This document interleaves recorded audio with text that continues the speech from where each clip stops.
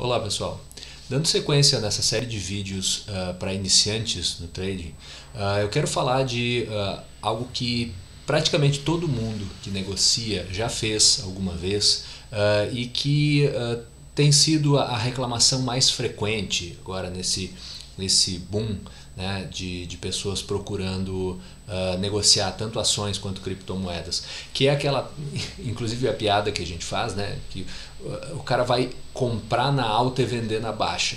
É um erro muito comum, muito frequente e que obviamente não acontece de propósito, né? Eu não vou propositalmente escolher comprar no momento que está na alta e vou vender na hora que tá em queda e perder dinheiro. Esse comportamento mostra que a negociação, num geral, ela funciona seguindo alguns comportamentos naturais que a gente tem, né? O que acontece? Por que as pessoas compram quando o mercado está em alta?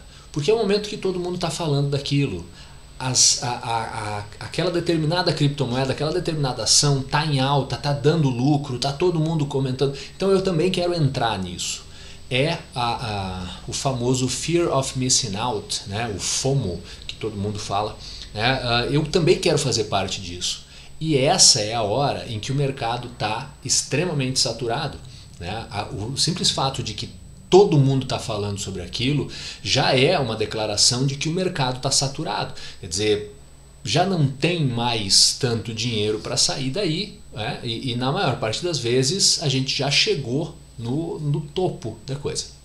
Qual é o próximo comportamento? Eu comprei, o mercado começa a cair. E aí a gente entra num estágio de esperança, né?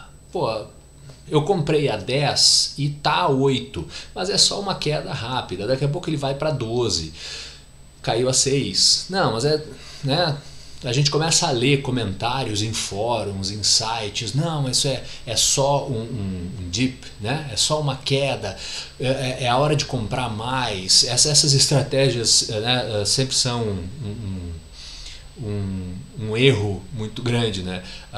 Então, se eu já estou numa situação em que eu percebi que o mercado está caindo e eu comprei em alta, essa não é a hora de eu pensar, eu acho que o mercado vai virar. Eu já entrei errado, né? O que acontece? As pessoas ficam esperando esse mercado fazer a volta. É óbvio que em algumas situações isso acontece, mas em muitas delas não. Esse mercado continua caindo até chegar no momento em que a esperança vira desespero. E aí o cara vai dizer, não, eu vou sair disso aqui antes que eu perca mais. E aí, quando ele vende, o mercado sobe de novo. Porque assim como ele, todas as outras pessoas que entraram no Fear of Missing Out também chegaram nessa hora do desespero juntas e elas também começam. E o mercado se movimenta, né, a partir do medo e ganância, né? A gente precisa lembrar que o mercado é feito de pessoas. Eu tenho pessoas comprando e vendendo, escolhendo quando comprar e quando vender. Então, como eu falei no vídeo anterior, uma regra muito importante que a gente precisa ter é estabelecer quando eu vou entrar e quando eu vou sair dessa negociação, seja sair com lucro, seja sair com prejuízo. Eu vou detalhar essas coisas mais para frente, mas eu vou ter lá um momento em que o mercado me deu um sinal de que existe uma probabilidade de que essa alta do mercado continue. Eu vou seguir essa tendência de alta. Eu compro. Se eu estou certo, eu sigo essa tendência de alta até o ponto em que eu vou dizer, bom, aqui era o meu lucro, é o momento em que eu vou fechar essa minha posição. Da mesma forma, e é mais importante a gente entender essa segunda situação antes, se der errado, eu preciso saber quando sair. Eu comprei, eu achei que esse mercado ia subir, ou enfim, achei que esse ativo ia se movimentar na direção que me interessava, e o oposto aconteceu. Quando é que eu saio? Bom, aí a gente tem a gerência de risco. Quer dizer, a partir de que ponto eu vou dizer, eu desisto, eu vou sair dessa posição porque eu passei do meu limite de perda para isso. Falei rapidamente no vídeo anterior, da relação de risco e retorno, né? Bom, eu vou entrar numa negociação porque eu acredito que essa negociação vai me dar 100, certo? Bom, se eu tiver errado, ela não pode perder 100, né? Se eu tiver uma relação de risco de lucro e prejuízo de 1 para 1, quer dizer, para cada 10 que eu ganho eu posso perder 10, eu vou quebrar. Porque aí é a hora da gente ser realista e entender que no trade, na negociação, eu vou errar muito mais vezes do que eu vou acertar. A frequência de acertos vai ser muito menor do que a frequência de erros. O mercado vai se movimentar na minha direção menos vezes, mas quando isso acontecer, eu vou tirar o máximo desse lucro. Quando acontecer o oposto, quando ele se movimentar para o lado contrário, aí eu vou sair o mais rápido possível, eu vou sair o quanto antes para reduzir essa minha perda, certo? Então eu estabeleço, eu falei isso no vídeo anterior, uma relação de 3 para 1 pelo menos, e falei que alguns traders só vão trabalhar com negociações que deem pelo menos 5 para 1, né?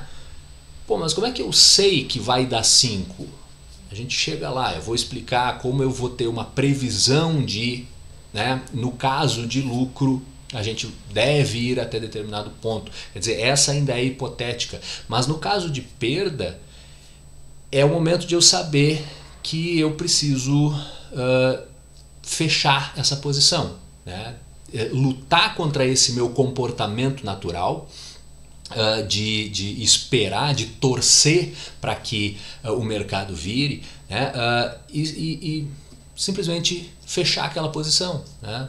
Aqui o trading automatizado tem uma grande vantagem, né? Porque o robô não se preocupa em quantos trades errados ele precisou fechar, quantos trades que se movimentaram para o lado errado ele precisa fechar. A gente vai sendo afetado por isso, né? Eu faço uma série de negociações que dão errado, é óbvio, eu vou sentir cada vez que eu faço isso, e eu não deveria fazer isso, né? É parte do negócio, às vezes vai dar certo, muitas outras vezes não vai dar, e eu preciso saber simplesmente fechar aquela posição, porque no momento que eu começo a torcer para que o mercado se movimente para o meu lado, isso virou aposta. E aí, duas coisas. Primeiro, não está certo, a gente não está apostando. Eu tenho que tratar o trading, eu tenho que tratar a negociação como um negócio, né? Eu falei isso no vídeo anterior também. Eu preciso entender que algumas coisas vão dar certo, outras não vão dar. Se não der, eu vou sair. Se der certo, eu vou utilizar ao máximo esse lucro. Se eu começar a torcer, se isso virar aposta, além de eu ir contra essa regra, eu também entro numa área muito perigosa, que é o de enxergar isso como um cassino, né? E a gente já viu um monte de histórias de gente que tem problema com isso, né? De pessoas que vão, principalmente no caso do day trading, que estatisticamente é praticamente impossível de se ganhar, e que tem essa característica do cassino, né? Da aposta, de eu torcer para que, né? E como eu falei, a gente está trabalhando com o comportamento natural da gente, né?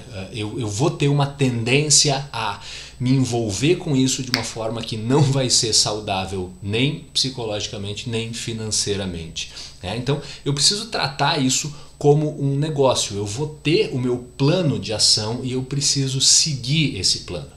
Tá? O meu assunto hoje basicamente é fazer vocês entenderem isso. Eu vou ter uma estratégia e essa estratégia precisa ser seguida, dê ela certo ou não. Esse é o ponto fundamental. Quer dizer, o trade deu errado e eu estabeleci que o meu stop loss, que é o gatilho de saída de perda, de limite de perda, foi atingido. Eu vou sair desse trade sem olhar para trás, né? Sem me preocupar, eu não deveria ter entrado, ou eu entrei no lugar errado. Eu vou seguir as regras. O que pode estar errado? A minha estratégia, né?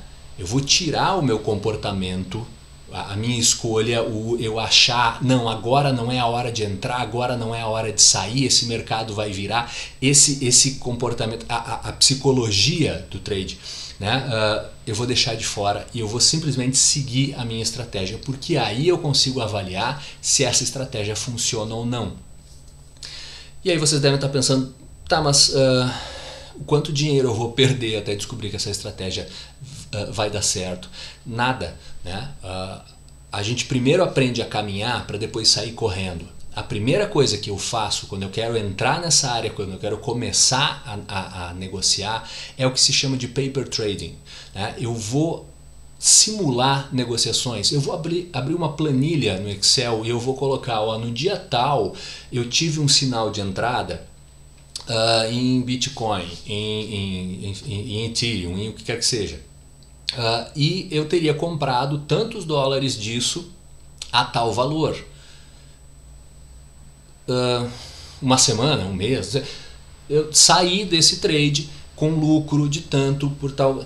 Eu vou anotar tudo. Deu errado, atingiu o stop loss, e aí eu vou conseguir de uma maneira fria analisar os meus resultados. Depois de um mês, depois de 6 meses fazendo isso, eu vou poder entrar lá e dizer, olha, essa estratégia funcionou em determinadas situações, mas não funcionou em outras, né? O meu limite de stop loss, por exemplo, tá grande demais. Eu ganhei em determinada negociação, mas a relação era de 2-1 ou mesmo de 3-1. Não foi suficiente. A quantidade de perdas que eu tive em sequência consumiu esse meu lucro. A gente precisa lembrar que é renda variável, quer dizer, o mercado vai se movimentar de maneiras diferentes, em momentos diferentes, e que lucro passado não é certeza de lucro futuro, né? Eu acho que isso é óbvio para qualquer pessoa que está entrando nesse mercado. Mas testar a minha estratégia é uma maneira de entender como eu percebo o mercado, como o mercado funciona e como o meu comportamento vai afetar a minha negociação. Se eu sinto que todas essas negociações estão excessivamente sendo controladas pelo meu comportamento, quer dizer, num dia que eu estou com uma aversão a risco maior, eu fecho todas as minhas posições por medo de perder, eu tenho que arranjar uma outra maneira, arranjar uma outra regra, né, para eliminar esse meu comportamento. Né? Como eu falei antes, o robô é um grande aliado nisso, né, porque ele consegue fazer isso sem se preocupar, né? Eu recomendo que vocês comecem com paper trading, que estabeleçam, olha, eu teria uma conta de $1000, por exemplo, e eu vou por 6 meses fazer essas negociações num time frame diário, num time frame semanal, né? Vocês podem usar sites como o TradingView, por exemplo, para acompanhar esses mercados numa quantidade, obviamente, administrável de ativos, né? Eu não vou tentar acompanhar 50 moedas diferentes. Se eu conseguir fazer isso com 4, 5 moedas diferentes, né, criptos diferentes, eu já estou satisfeito e eu vou testar essa minha estratégia. Bom, e como eu vou criar essa estratégia? Esse é o assunto do nosso próximo vídeo. Daqui a 2 semanas eu trago mais informações e faço algumas simulações com vocês. Muito obrigado, até a próxima.